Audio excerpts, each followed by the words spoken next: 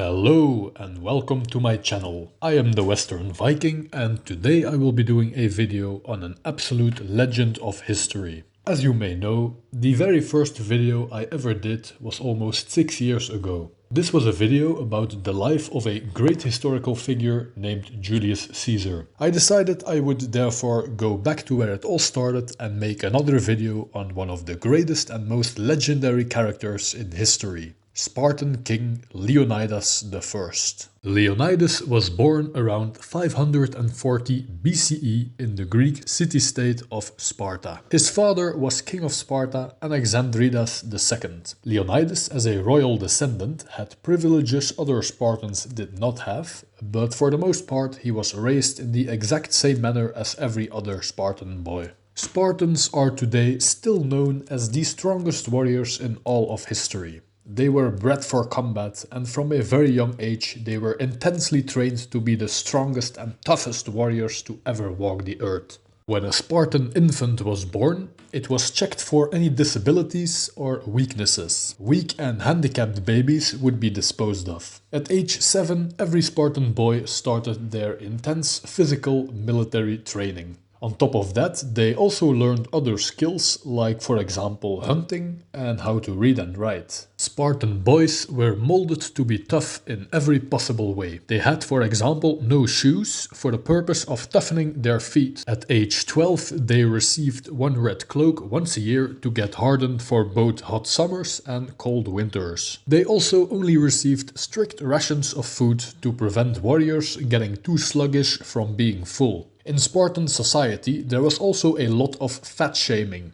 Being fat was absolutely not a virtue for strong warriors. Some people also talk about homosexuality in Spartan training, but that is actually not true. There are some accounts about it being the case in other Greek city-states, but not in Sparta. Homosexuality was the height of shame in Spartan culture. Drinking was also very much frowned upon. Sometimes the Spartans would drag drunken slaves through the streets while shouting insults at them as an example to show the trainees the foolishness and weakness of drunks. What they did put a high value on was patriotism, loyalty and strength. So, Spartan boys were intensely trained from age 7. At age 18 they became reserve members of the army, and at age 20 they became full-time soldiers until the age of 60. The only boy in Sparta who was exempt from this training was the firstborn son of a king. He was trained and prepared for ruling the city-state of Sparta.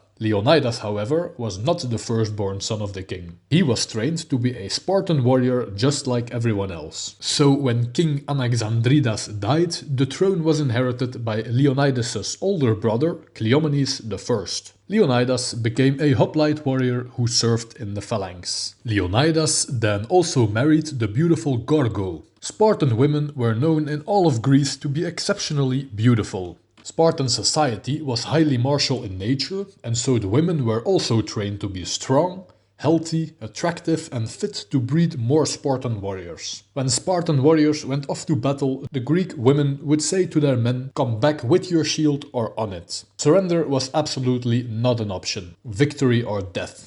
Gorgo famously said to an Athenian woman that Spartan women are the only women to bear real Greek men. Leonidas and Gorgo had at least one son named Pleistarchus. Greek city-states often waged war on each other, but their greatest common enemy was the Persian Empire. For years, the Persians from the east tried to sink their teeth into Greece. The Persian Empire was vast and their armies huge. Many Greek city-states had already capitulated to the Persians, which was of course absolutely disgusting to the Spartans. Spartan king Cleomenes therefore wanted to invade a neighboring city-state, because they were going to capitulate to the Persians. However, most Spartan nobles didn't agree with this invasion. The Greek city-states were the first societies with a form of democracy, so the king was not all-powerful to do and to attack who he pleases. Cleomenes I was also considered by many Spartan nobles to be insane. When his behavior became too erratic, he was chained up. Apparently, this was ordered by his brother Leonidas. In prison, Cleomenes supposedly acquired a dagger and, insane as he was, cut himself up in pieces in an especially brutal suicide. This may have been what actually happened, or maybe he was just overthrown in political intrigues and murdered in prison. What do you think actually happened here? Let me know your thoughts in the comment section below. Afterwards, the throne went to his younger brother Leonidas I.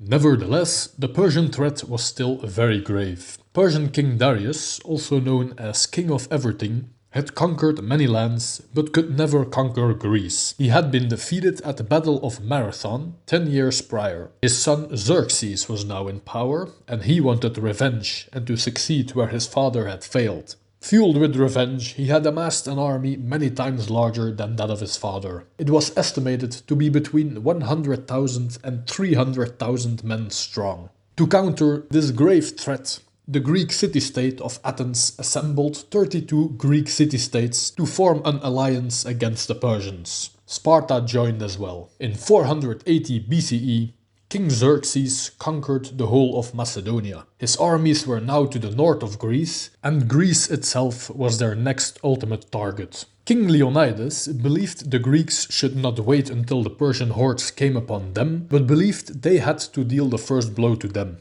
His proposed strategy was to deal such a devastating blow to the Persian army that their morale breaks and they run away, giving up their campaign to subjugate Greece. The other Greek city-states didn't agree with that. They were all still busy celebrating the Olympics and other religious festivals. They wanted to assemble their armies only after the summer and wait for the Persians to come to them. As a result, the Spartan nobles didn't want to send the 6,000 Spartan warriors to battle without help from other Greek allies. Leonidas thought this to be very foolish. He believed it absolutely necessary to deal the first blow. He then asked approval to the oracle at Delphi to bless his strategy. This religious being then made the following prophecy: either the king of Sparta must die, or the Spartans themselves must be conquered, for nothing can stand before the might of the Persian king. When hearing this, the soldier king as he was glad to lay down his life to secure all of Greece from Persian domination. He promptly assembled a small force from his own personal royal guard to attack the massive Persian army. As he knew they would not be coming back, Leonidas only selected warriors with living sons to not break any of their powerful bloodlines. If Spartan warriors were the strongest warriors on earth, the king's guard was even more elite. This small force of only 300 men would form an iron fist with the goal of knocking down and breaking the will of the biggest invasion force the Greeks had ever faced. Everything would depend on them. Leonidas knew that the Persian armies always moved close to the sea to be close to their massive navy. Leonidas also knew a place on the Persians' way down into Greece where the mountain pass between sea and rock was only about 40 feet or 12 meters wide. This narrow pass was called Thermopylae, which means hot gate. It got its name because that landscape was filled with hot sulfur springs, hot mists, and an awful burnt smell. This was of course no issue at all for the extremely hardened Spartan warriors, but the Persians would not like it at all. This was yet another advantage. They would also build a wall of rocks and boulders to make the hot gate even more narrow and better defensible. The news spread over Greece of this heroic king moving against the Persians with such conviction and boldness that it inspired some of the other Greeks to join him. On his way to the north, Leonidas was met by 7,000 other Greek soldiers consisting of, for example, Phoenicians and Arcadians. Leonidas realized all too well that the other 7,000 Greek soldiers were not equal to Spartan warriors by a long shot. The last stand at the hot gate must therefore only be occupied by him and his 300 Spartans. So he ordered 1,000 Phoenicians to guard a second hidden path through the mountains, just in case, and the other 6,000 were to wait behind the mountains to the south until called upon.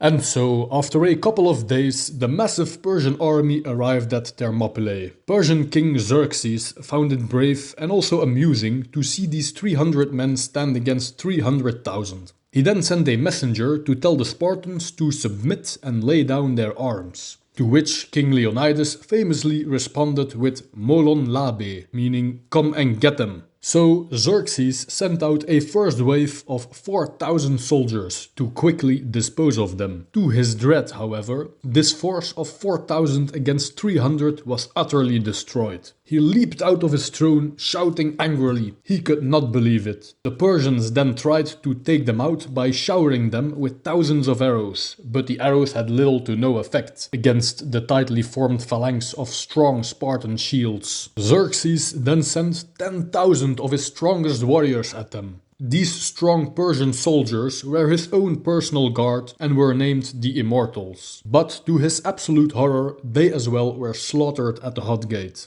Xerxes, fuming with anger, kept sending wave after wave of Persian soldiers, but the Spartan line could not be broken. This narrow pass was an absolute place of carnage, with piles of dead Persians rotting in the summer sun. A terrible smell, rivers of blood and swarms of flies all over the gore. The Spartans, however, did not flinch. They could keep fighting forever, and all of this instilled a terrible fear into the Persians. Imagine those Persian foot soldiers crammed together, slowly getting moved up onto those savage Spartan lions, all the while watching line after line being killed off. It was like getting sent to the slaughter bank. They stood no chance. Persian morale plummeted, with many turning and running, which was exactly the goal of the Spartans. Xerxes kept sending soldiers and came at a point where he had lost over 20,000 men against only 300 Greeks. Needless to say, he was extremely frustrated. Then, one night, one of the Phoenician soldiers guarding the second hidden pass had a loathsome idea. He went to the Persians and betrayed in fact all of Greece for gold. He told Persian King Xerxes about this second hidden pass through the mountains so he could bypass the unbreakable Spartan line and attack them from behind. And so Xerxes sent his soldiers into that second mountain pass where they easily defeated the 1,000 Phoenicians guarding it. Luckily, one of those Phoenicians was able to go and warn Leonidas of what had happened. Leonidas therefore reluctantly retreated his force away from their great position to a place farther south. He had to do this to avoid getting attacked from two sides. Knowing it would soon be over, he ordered the other 6,000 Greek forces that were waiting behind the mountains to live to fight another day. He sent them back home to tell everyone what had happened and to inspire all of Greece to assemble their armies now. Of his own Spartan force, he also told two warriors to return to Sparta. These two Spartan warriors were sick, probably because of infections sustained by enemy weapons. One of them refused. He stayed to fight. The other one, named Aristodemus, returned to Sparta. It was the next morning that King Leonidas uttered the famous words, "Spartans, ready your breakfast and eat hearty, for tonight we dine in Hades." Now the Spartans would give their absolute last. Even in this last battle, they were able to kill thousands of Persians. When their spears broke, they used their swords. When their swords broke, they used their shields to bash at them. And when their shields broke, they used their fists and teeth. They fought like lions all the way to the end. After all the carnage the Persians had suffered by the hand of these few Spartans, rather than face them up close, even without their weapons, the Persians opted again to shower them with many arrows. This time, with their shields broken, this meant the end for these brave Spartans. When Leonidas eventually died, his sword had shattered from extreme prolonged use in battle. He started biting and beating up the enemy until he finally died from an arrow to the chest. The strategy of Leonidas had worked. This small elite force with an unbreakable will had on its own destroyed a significant portion of the Persian army and had dealt a crippling blow to their morale. Most important, this last stand enormously uplifted the morale of all Greeks. All the Greek city-states now assembled their armies and with hugely bolstered morale went to battle against the Persian invaders. All Greeks brought up fierce resistance and Athens was able to severely cripple the Persian navy. The one Spartan Aristodemus that had returned to Sparta because he was sick, was fiercely criticized for leaving his king to die in battle instead of fighting to the end. He was seen as a coward and was banished from Sparta. So great was his regret that the next year he joined up with other Greek forces to fight against the Persians. With these other Greeks, he was seen as a living legend though. He then later died in battle, but just like Leonidas and his 300, he lived on in legend forever. When the Persians later encountered the full army of 6,000 Spartans in battle, they must have been very intimidated. In the end, the Persian army was defeated and Greece was saved. Without the last stand of Leonidas and his 300 warriors, this would have never been possible. So heroic of a battle it was that it would never be forgotten. There is a lot we can learn from this story. Spartans were trained all their life to be the strongest warriors on earth. If you want to be the best at anything, you need to do lots and lots of training. Commit yourself to the goals you want to achieve, and with iron willpower and discipline, work towards them always. Like the Spartan plan to break the massive Persian army's morale and assemble all of Greece to victory, you as well should set ambitious goals and fight to achieve them against all odds. When people want to destroy you or harm you, let it motivate you extra hard to succeed in your goals. Like strong and mighty Leonidas, always carry yourself with pride and tolerate no disrespect. Surround yourself only with quality people. Better to have a few great, productive, real friends than a lot of fake backstabbing losers around you. As there was a loathsome Greek traitor among them, you too should always be vigilant for signs of coming betrayal. You can't always see it coming, but when you do see red flags in a poor quality person, don't keep them around you until they actually betray you. And with that wisdom, we will wrap up this video. If you liked it, be sure to smash that thumbs up button and subscribe to the channel for more similar content. If you want to see more of me covering legendary characters from history, you can always check out the very first video I ever made about Julius Caesar. As always, I thank you for watching and I will see you on the next video. Bye!